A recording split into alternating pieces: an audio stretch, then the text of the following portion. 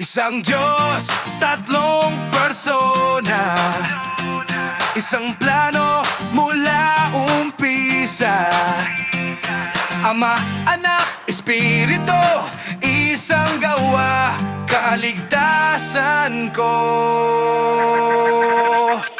Mula sa langit, Ama ang nagplano, pag-ibig niya hindi tinago. Ibinigay ang bugtong na anak para ang mundo'y hindi mapahamak. Hindi niya ipinagkait ang kanyang anak, inialay siya para sa ating lahat. Kung kasama niya ibinigay si Kristo, lahat ng biyaya ibinubuhos dito. Isang Diyos, isang layon, kaligtasan ang kanyang handog ngayon.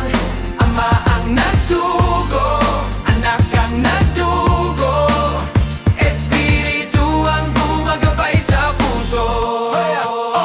Yeah! Si Jesus, anak ng Diyos na buhay, ipinahayag siya ang Kristo tunay. Habang tayo'y makasalanan pa, siya'y namatay dahil sa kanyang awa. Sa krus ay sumigaw, Tapos na! gawa ng Kristo ay natupad na. Sa pagkabuhay siya'y idineklara anak ng Diyos na may kapangyarihan. Isang Diyos, isang daan, Sa Diyos, iisang gaan. kaligtasan ang kanyang handog ngayon.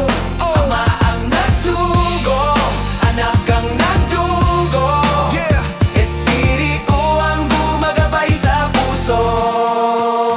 Yeah, isang Diyos, iisang daan. Sa krus lang may kaligtasan. Ama ang nagsugo, anak ang nagdugo, Espiritu ang nagbubukas ng mata ko.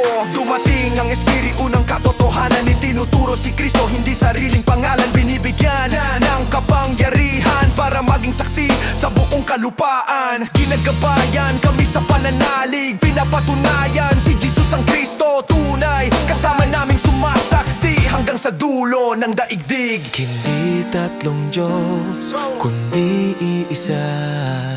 Iisang puso, iisang gawa. Iisang gawa. Kaligtasan ay kumpleto na sa Trinidad. Lahat ay malinaw na. Ama ang nagmahal, anak ang nagligtas, Espiritu ang gumabay. Hanggang sa wakas